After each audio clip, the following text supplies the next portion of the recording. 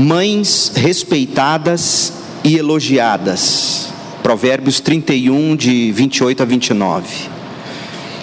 Provérbios 31, de 28 a 29. Mães respeitadas e elogiadas. Diz assim: os filhos a respeitam e dela falam bem. O marido não economiza elogios.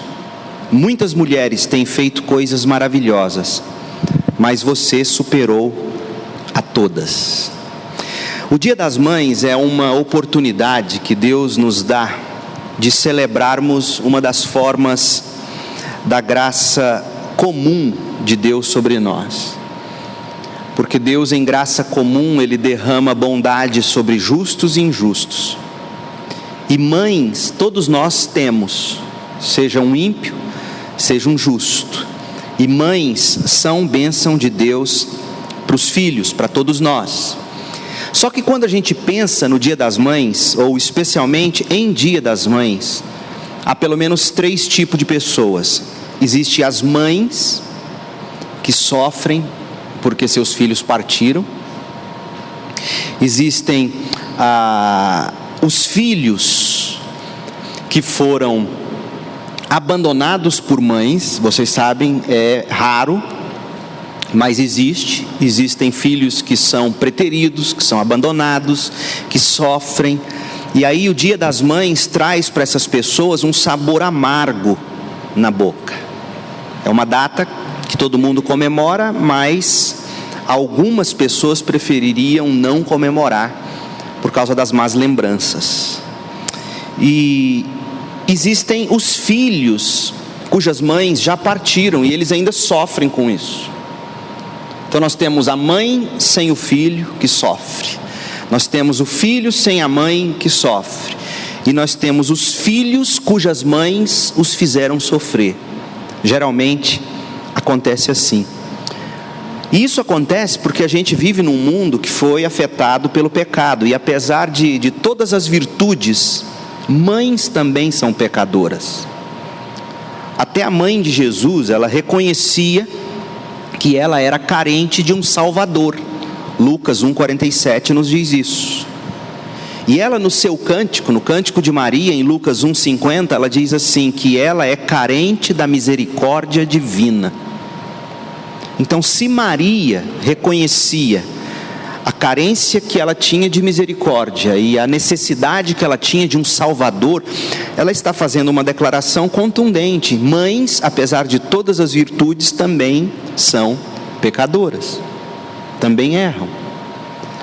Só que, me preparando para essa mensagem, eu li o post no blog de um autor cristão americano, o nome dele é David Metz, e ele disse algo tremendo, e eu queria que vocês ouvissem. Ele diz assim: tenha você tido uma mãe que fracassou terrivelmente com você, ou seja você uma mãe absolutamente consciente de seus fracassos, jamais se esqueça de que sempre existe graça e bondade para serem reconhecidas e admiradas em quase todas as situações, mesmo tendo elas sido profundamente manchadas pelo pecado. Então, seja em que circunstância for, seja você vítima de uma mãe que fracassou terrivelmente, ou seja você uma mãe consciente até além da conta, porque existem mães assim, que tem uma consciência de erro que é muito acima do que Deus jamais cobraria delas, um sentimento de culpa que não lhes pertence, mas carregam de alguma forma esse sentimento. O autor muito sabiamente diz que apesar de todas as possíveis falhas, ainda existem marcas admiráveis que precisam ser reconhecidas. Só que quando a gente fala do Dia das Mães, para a maioria é um dia feliz. O coração dispara em ações de graças todas as vezes que Deus traz à nossa mente as lembranças da mãe que tivemos, ou da avó que tivemos, ou no caso dos homens, da mãe dos filhos deles. Eu, por exemplo, como me orgulho da Cristiane ser mãe dos meus filhos. Aliás, desde o namoro eu já a via como a mãe dos meus filhos. Eu Antes de pensar em casar com ela, eu já dizia para ela: você seria a mãe para os meus filhos. Então eu sempre a admirei como mulher. E fica mais fácil de nos alegrarmos nos dias das mães, principalmente quando as nossas mães, avós ou esposas, mães dos nossos filhos, principalmente são mulheres piedosas, que modelam e que ensinam a fé. Aí nesses casos, a gente faz coro com o rei Lemuel, que disse em Provérbios 31, que nós lemos, no verso 28 e 29, os filhos respeitam essa mãe, dessa mãe os filhos falam bem, o marido não economiza elogios, dizendo: muitas mulheres têm feito coisas maravilhosas, mas você superou a todas. Então, por ocasião do Dia das Mães, eu quero usar com vocês o exemplo de 3 mulheres especiais. 3 mulheres que foram respeitadas, que foram elogiadas, mulheres transformadas pelo Espírito e que abençoaram seus lares. Elisa, que foi a mãe de Spurgeon, do Charles Spurgeon. Mônica, que foi a mãe de Agostinho. E a Mary King, que foi uma cozinheira que cuidou do Spurgeon num tempo de estudos dele, quando ele estava iniciando a adolescência. Porque quando eu olho para a vida dessas 3 mulheres, lendo as biografias delas, a gente consegue enxergar na vida dessas mulheres o tipo de fibra que compõe a vida de mães que são respeitadas e que são elogiadas pelos filhos e pelas gerações posteriores. E o meu objetivo é que o exemplo dessas mulheres transformadas pelo Espírito de Deus, que conquistaram respeito e arrancaram elogios, que essas mulheres sirvam para nós como encorajamento e estímulo. Outra coisa, eu escolhi essas 3 mulheres porque elas vão falar de 3 tipos de maternidade. A Elisa Spurgeon vai falar de uma mãe que foi piedosa e que conseguiu influenciar o filho de uma maneira indescritível. A Mônica, mãe do Agostinho, retrata aquele tipo de mãe que vê seu filho seguir no caminho da impiedade, não adota para si os caminhos de Cristo, e que ela sofre até o último instante de vida, orando, intercedendo por esse filho, mas Deus lhe dá a alegria de ver o filho convertido antes de morrer, antes dela morrer. Então ela serve de encorajamento para aquelas mães que lutam em oração e testemunho pela conversão do filho ou da filha. E a Mary King, que foi a cozinheira, ela é um exemplo de mulher que não teve filhos biológicos, mas que foi mãe espiritual para o Spurgeon. Foi o que durante muito tempo os batistas, através da MCA ou da União Feminina, não sei se ainda existe, acho que sim, mães de oração. Então é importante pensarmos sobre Mary King, porque existem mulheres que tentam ser mães biológicas, não conseguem e se frustram. Mas a história cristã nos mostra que é possível você ter filhos espirituais. Então vamos lá, a mãe de Spurgeon, Elisa Spurgeon, ela foi respeitada e elogiada pela piedade dela. Todos nós já ouvimos falar de Charles Spurgeon, o pastor batista inglês, que foi considerado príncipe dos pregadores. Aliás, quem deu esse apelido ao Spurgeon foi um dos filhos dele. Eu fico imaginando que coisa bonita para um pastor ter seu filho, depois de o pai morrer, dizer: meu pai foi o príncipe dos pregadores. Porque infelizmente, geralmente o que a gente vê, principalmente na família de pastores e de pregadores, é filhos que abandonam o evangelho, famílias que se desestruturam. Spurgeon teve a alegria espiritual, digamos, de ter um filho que apelidou o pai de príncipe dos pregadores. Ele viveu no final do século XIX. Ele é conhecido em todas as denominações. Agora, o que quase ninguém conhece é a história de piedade da mãe dele, a mulher chamada Elisa. Existe uma biografia em português sobre a vida de Spurgeon. Essa biografia foi publicada pela editora Pease, e o autor, Arnold Dallimore, ele diz assim: visto que o pai de Spurgeon estava sempre muito ocupado, a tarefa de criar a família caía em grande parte sobre a mãe. Ela era uma mãe excepcionalmente devota e graciosa. Quantas não são as mulheres ou mães que se sentem viúvas de homem vivo, digamos, porque os homens ou trabalham demais, não conseguem dar tempo para elas e para os filhos, e a tarefa de trabalhar, cuidar da casa, educar os filhos, acaba sendo só delas. Então esse era o caso de Eliza. Eliza era casada com um pastor. O pai do Spurgeon se chamava John, e ele era pastor, ocupado e atarefado demais. Mas a mãe conseguiu preencher essa lacuna que o pai, em função do ministério, deixou. E ela cuidou de 4 filhos. 2 meninos, que eram o Charles Spurgeon e o James Spurgeon. 2 meninas, uma delas com o nome da mãe, se chamava Eliza, e a outra Emily. O irmão do Spurgeon, ou melhor, o Spurgeon, uma vez falando sobre a mãe, disse assim: pais e mães são os agentes naturais mais usados por Deus na salvação de seus filhos. Pais e mães são os agentes mais naturais usados por Deus na salvação de seus filhos. Mas em particular, Spurgeon e os irmãos achavam que a mãe era esse instrumento de Deus. Olha o que o irmão de Spurgeon, James, escreveu sobre a mãe deles. Ele disse assim: mamãe foi o ponto de partida de toda a grandeza e bondade que qualquer de nós, pela graça de Deus, acaso tem. A mãe deles foi o grande exemplo de bondade, foi a grande fonte de bondade na vida deles. Os filhos reconheciam isso.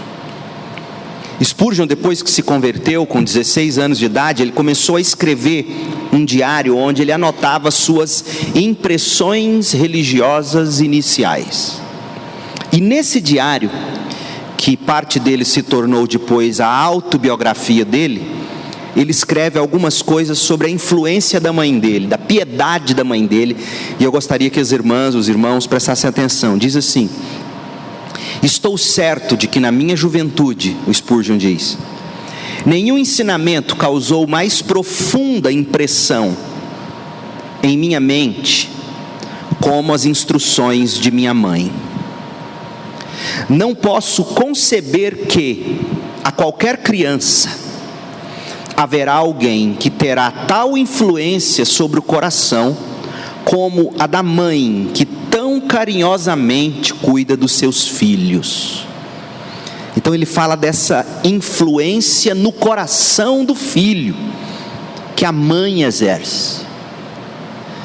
É importante dizer isso porque tantas vezes na tarefa materna, a rotina, ela é tão cansativa, a rotina de uma mãe. Ela é tão mecânica, que às vezes rouba da mãe o sabor de influenciar o filho. É ou não é verdade? Eu me recordo como se fosse hoje uma mãe grávida, e tendo uma criancinha de 1 ano para 2 anos, e um outro de 3 e pouco. Ela sentou no meu gabinete, pôs os cotovelos sobre o joelho, unhou a cabeça, puxou o cabelo e gritou: eu não aguento mais, eu não tenho tempo de fazer cocô. Desculpa, mas foi assim que ela falou. E eu olhei com tanta pena daquela mãe, e eu só consegui fazer uma oração silenciosa dizendo: Senhor, não deixe ela perder o sabor da doce influência que ela pode exercer sobre os filhos, mesmo no meio de tanto sofrimento. Menino correndo, menino pedindo, menino puxando, menino brigando, enjoo da gravidez. E o Spurgeon diz: olha, essa mãe, e qualquer mãe sobre um filho, tem uma influência sobre o coração dele, carinho dela sobre ele é algo que um filho nunca esquece. Aí ele continua e diz assim sobre a mãe dele: nunca poderia ser possível para qualquer homem estimar o quanto ele deve a uma mãe piedosa. Certamente eu não tenho o poder da fala com o qual eu conseguiria dignamente expor o valor que dou à bênção mais bem escolhida que o Senhor concedeu a mim, fazendo-me filho daquela que orou por mim e orou comigo. A bênção mais bem escolhida que o Senhor concedeu a mim, fazendo-me filho daquela que orou por mim e orou comigo. Mães são bênçãos na vida dos filhos. Mesmo quando as nuvens negras da rotina e da correria e do cansaço nos faz não enxergar isso. Aí ele vai falar sobre as correções dela, a disciplina dela. Ele diz assim: como posso esquecer da lágrima ou das lágrimas de seus olhos, quando ela me exortava a fugir da ira vindoura? Eu achava seus lábios corretamente eloquentes. Outros podem não pensar como eu penso, mas os lábios de minha mãe certamente eram eloquentes para mim. Ela falava com eloquência ao coração dele, mesmo quando dava bronca. Sobre as orações dela, ele diz assim: como eu poderei esquecer da ocasião em que mamãe dobrou os joelhos e me ajoelhou ao lado dela, colocou seus braços em torno do meu pescoço e orou assim: ó Deus, que meu filho viva para sempre na tua presença. Ele diz: como eu vou me esquecer disso? Isso é importante, irmãs. Eu abro um parênteses para dizer o seguinte: às vezes há situações na vida dos filhos em que a gente não tem palavras para eles, vocês sabem disso, e a gente se esquece que melhor do que ter palavras para eles seria ajoelhá-los do nosso lado e dizer: deixa mamãe orar por você, e dizer: Deus, que minha filha, que o meu filho viva na tua presença. Foi só isso que a mãe dele fez para ele naquele dia, e ele nunca se esqueceu disso. Talvez isso tenha sido muito mais eficiente do que se ela tivesse tido um discurso pronto para ele. Aí ele continua: também não conseguirei apagar da memória aquelas sobrancelhas franzidas, aquelas sérias e amorosas sobrancelhas franzidas, nas vezes que me repreendia por causa das minhas iniquidades. Aquela mãe que franzia, sabia dar a bronca só de olhar. Como vou me esquecer disso? Ele dizia. Também não posso me esquecer da alegria radiante do seu rosto, quando achava em mim os bons traços do Senhor Deus de Israel. Aí ele passa a contar como era que a mãe ensinava eles na Bíblia. Ele diz assim: não me é possível dizer quanto devo às solenes palavras de minha boa mãe. Quando na nossa infância era costume dela, no domingo à noite, ficar em casa conosco. Por quê? Porque o pai dos meninos, o marido dela, era pastor, e às vezes ele ia pregar fora, e ele não levava os meninos nem a esposa, eles ficavam em casa. E o que a mãe fazia? A mãe ficava com os meninos e as duas filhas, e então nós nos sentávamos em volta da mesa para ela ler verso por verso e explicar as escrituras para nós. Depois da leitura bíblica, chegava o momento do apelo. Ela fazia apelo. Havia na fala da minha mãe pequenos trechos do livro de Joseph Alleine, Um Guia Seguro para o Céu, ou da obra de Richard Baxter, Chamado aos Não Convertidos, era o nome do livro. E todas essas leituras dos clássicos eram recheadas com observações pontuais a cada um de nós, os filhos. Ali, sentados em volta da mesa, então era feita a pergunta: quanto tempo, meus filhos, ainda passará antes de vocês pensarem sobre o estado de vocês e até vocês buscarem a Deus? Então ela lia a Bíblia, explicava a Bíblia, lia trechos de livros clássicos da literatura cristã, aplicava a vida deles e sempre fazia a pergunta: meu filho, quanto tempo ainda até você cair em si e buscar a Deus? Ele nunca se esqueceu disso. Então, diz ele, vinha a oração de uma mãe, aí ela orava por eles. E algumas das palavras daquela oração nós nunca devemos esquecer, mesmo quando estivermos de cabelo branco. Lembro-me, em uma ocasião, ela orando assim. Olha a oração dessa mãe: agora, Senhor, se meus filhos forem adiante em seus pecados. É provável que quando ela orou assim, os seus filhos ainda não fossem convertidos. E ela diz assim: agora, Senhor, se meus filhos forem adiante em seus pecados, não será por ignorância que eles perecerão, e a minha alma terá que dar pronto testemunho contra eles no dia do juízo, se eles não se apegarem a Cristo. Em nome de Jesus, amém. Aí você pensa assim: pronto, traumatizou os meninos, fugiu da igreja. Olha o que Spurgeon diz sobre essa oração: pensar em minha mãe dando pronto testemunho contra mim diante do tribunal de Cristo, feriu minha consciência e agitou meu coração, fazendo-me buscar Jesus Cristo. Certa feita, o pai dele, o John Spurgeon, que era pastor, como eu disse a vocês, ele saiu de casa e foi para um compromisso numa igreja. E no caminho, ele se sentiu profundamente culpado de deixar a família, a mulher com os filhos, tantas vezes sozinhos. Então ele deu meia volta e voltou para casa. Quando ele chegou na casa deles, a casa de 2 andares, um sobrado de madeira, ele entrou pelo térreo, obviamente, e lá percebeu que não tinha ninguém embaixo. Aí ele subiu as escadas até o 2º andar, e quando ele chegou, ninguém na sala de estar no 2º piso. Aí ele foi para o quarto, e à medida que ele foi chegando perto do quarto, ele escutou alguém orando, até que ele identificou que era Elisa, a mulher dele, orando. Aí ele chegou pé por pé, abriu a porta e ficou ouvindo ela orar. Aí olha o que o Spurgeon diz sobre o que o pai dele contou para ele depois. Papai viu que era mamãe clamando fervorosamente pela salvação de todos os seus filhos, e orando especialmente por mim, seu voluntarioso primogênito. Então papai concluiu que podia ir com segurança cuidar do serviço do Senhor, enquanto a sua querida esposa cuidava tão bem em casa dos interesses espirituais dos seus meninos e das suas meninas.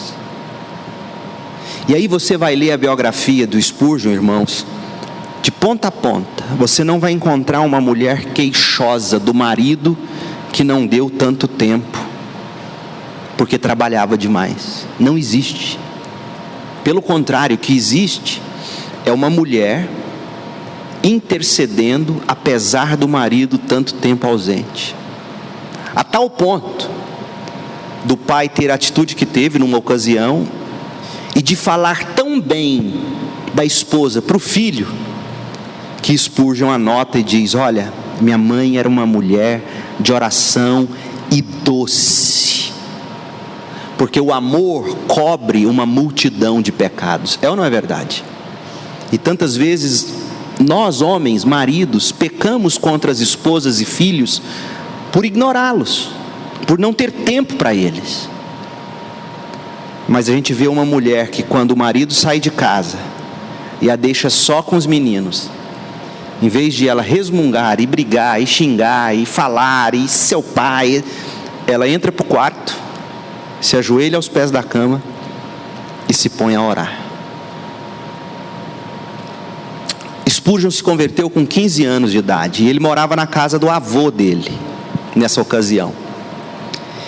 Só que quando ele se converteu, ele, lendo o Novo Testamento, ele descobriu que a forma bíblica de batizar era por imersão, como nós fazemos.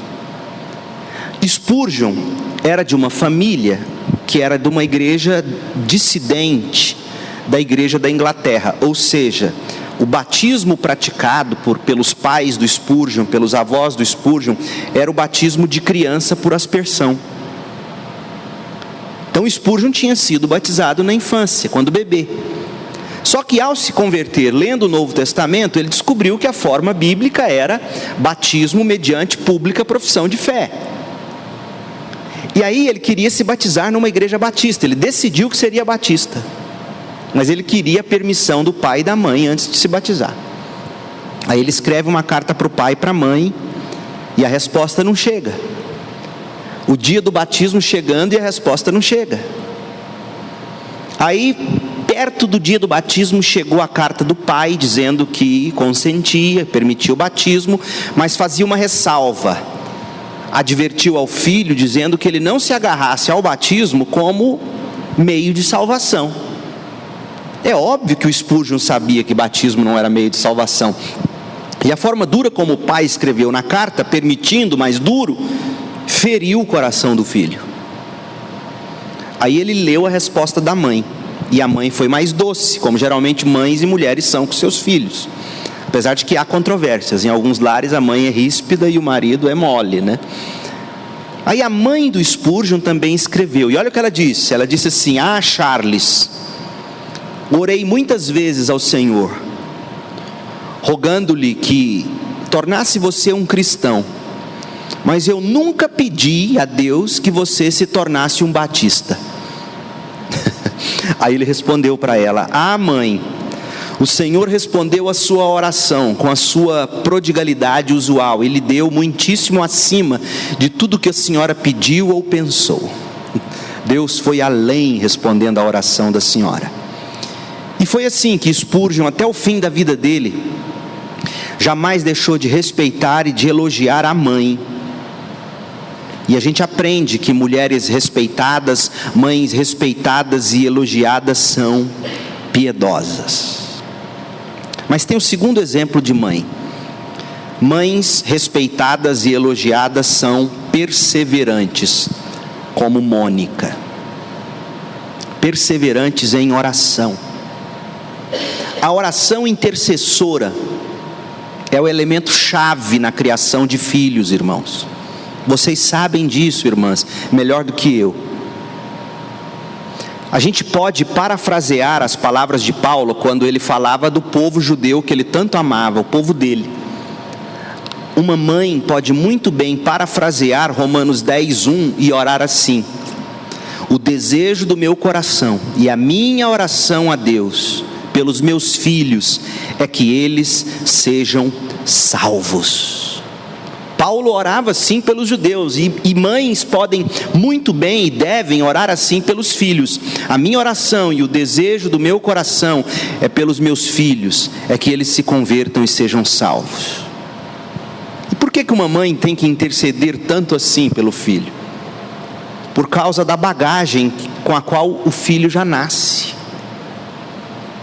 A Bíblia diz que em pecado nós fomos concebidos, em pecado nós nascemos assim, nossos filhos nascem assim. Se tem algo que o nosso DNA comunica ao DNA dos nossos filhos, é o pecado que nós herdamos de Adão e Eva.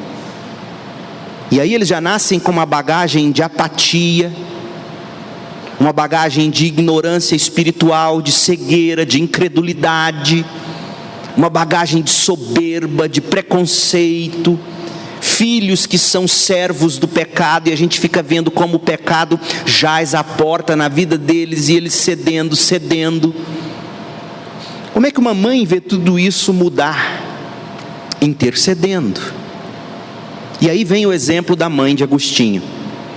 Ela viveu no ano 354 depois de Cristo, quando ela nasceu, porque o Agostinho viveu no século V, e ela morreu em 430. Ela nasceu no norte da África, onde hoje é a Argélia, numa cidade chamada Tagaste. A Mônica, ela era filha de uma família cristã, só que ela se casou com um homem pagão, o nome dele era Patrício. E como que uma filha de um cristão casa com um pagão? Naquele tempo, casamentos eram arranjados por conveniência social, financeira. E ao casar com esse homem pagão, ela sofreu, e sofreu muito nas mãos do homem. Aos 22 anos, ela deu à luz a Agostinho, e ela cristã. E Agostinho, ainda jovenzinho, ele aderiu a uma doutrina chamada maniqueísta, que é da luta entre o mal e o bem. E ele seguiu essa doutrina durante muitos anos. Depois ele abandona a doutrina e se torna pagão por completo, inteiramente entregue aos prazeres do pecado e da carne. E essa mãe não desistiu, continuou orando pelo filho. Com 29 anos de idade, Agostinho se transferiu para Roma, deixou a cidade de Tagaste, na Argélia, na África, foi para Roma, na Itália. De Roma ele se mudou para Milão e foi lecionar numa grande universidade. Ele foi ensinar gramática e retórica. Era um menino muito inteligente, mas completamente perdido. E aí nesse período ele caiu no ceticismo, ele se tornou descrente de tudo. Essa mãe continuou orando, perseverando, escrevendo palavras sábias, orando pelo filho. O filho dela, o Agostinho, só foi converter com 33 anos de idade. Imagina o que é uma mãe orar por 33 anos por um filho. E aí, ele se converteu ouvindo um sermão pregado por Ambrósio, famoso na história da igreja. E Ambrósio pregou em Romanos 13.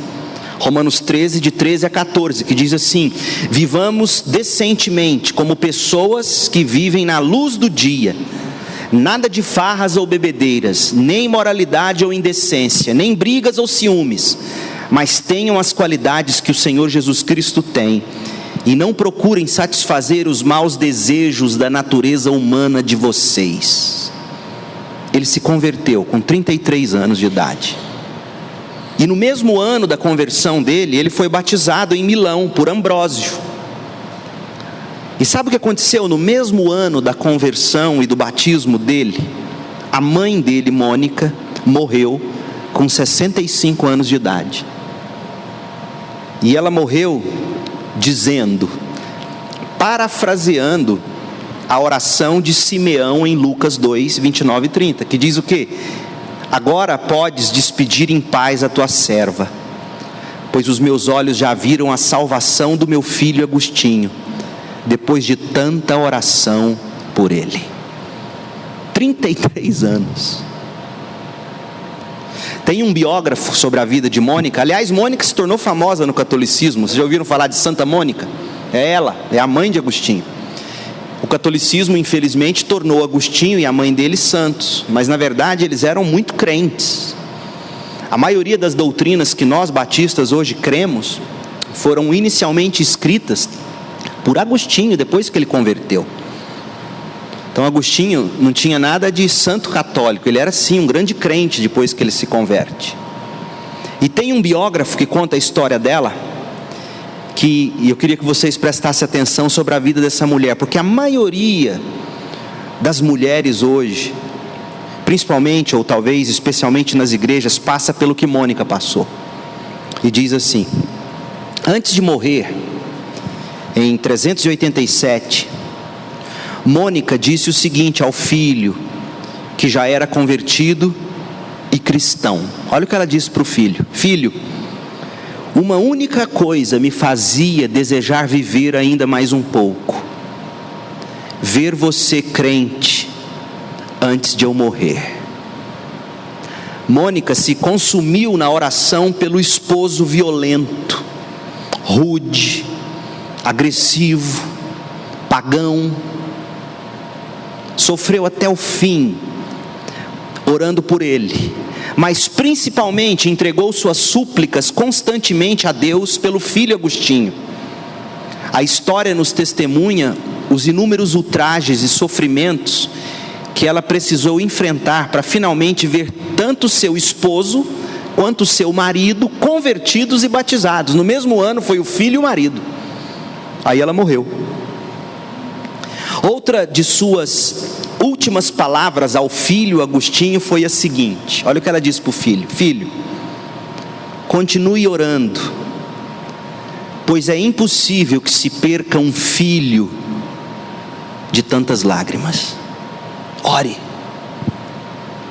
Por essa razão, Agostinho, que se tornou um dos principais teólogos cristãos, escreveu o seguinte: minha mãe Mônica me gerou, seja na sua carne, para que eu viesse à luz do tempo, seja com o seu coração, para que eu nascesse à luz da eternidade.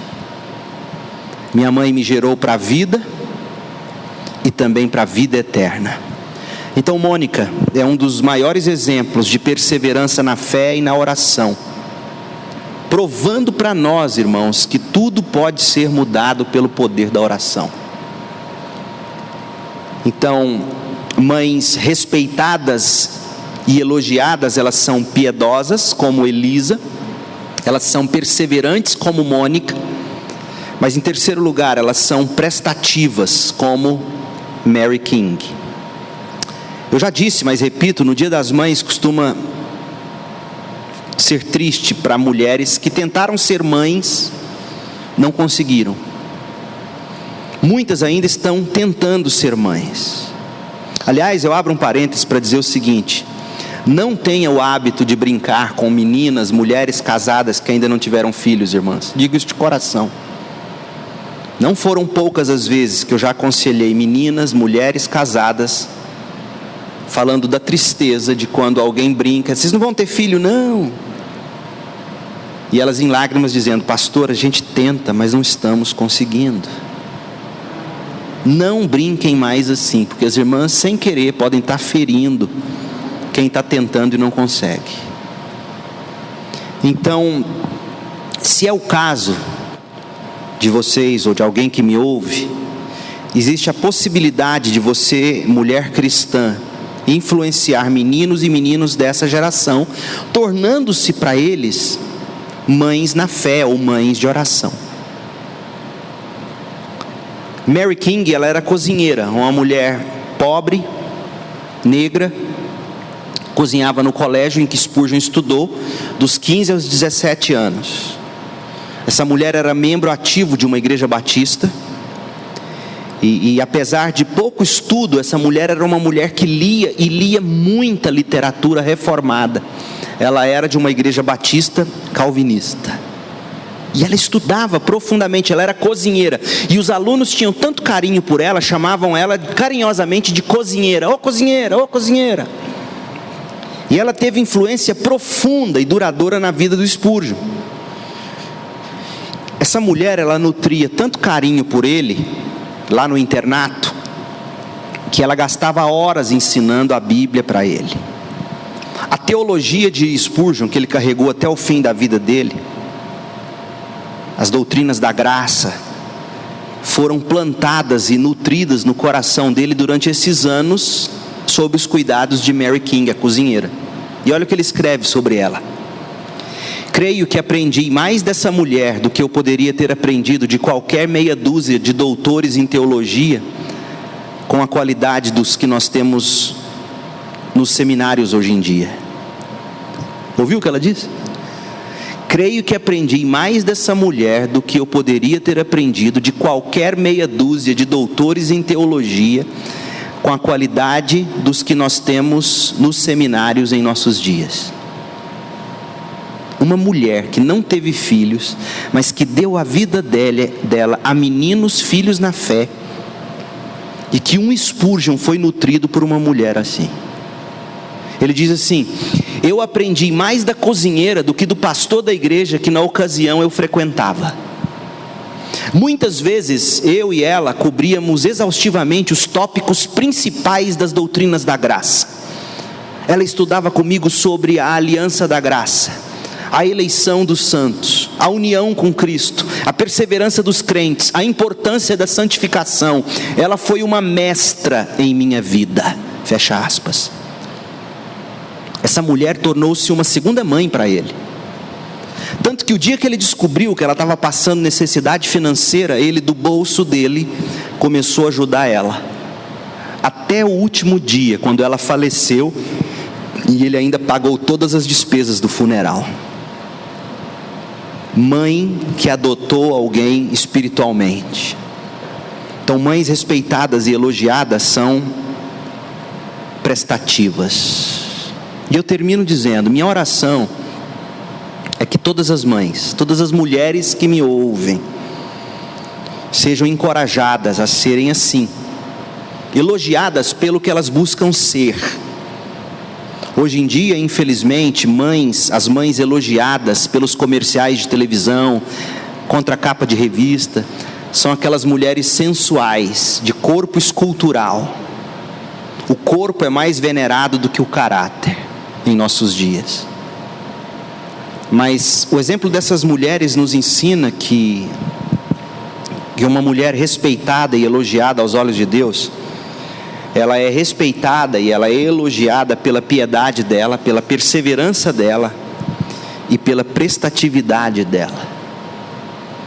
Mulheres assim fazem coro ou ouvem o que Provérbios 31, 28 e 29 diz: os filhos a respeitam e dela falam bem.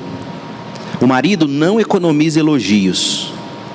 Muitas mulheres têm feito coisas maravilhosas, mas você superou a todas. Que Deus a todas abençoe, minhas irmãs, vocês com graça, misericórdia e paz. Mulheres transformadas pelo Espírito, mães transformadas pelo Espírito, são piedosas, perseverantes e prestativas. Piedosas na influência, perseverantes mesmo quando os filhos se desviam, e prestativas mesmo quando os filhos não são biologicamente seus. Como nós precisamos de mães assim hoje em dia.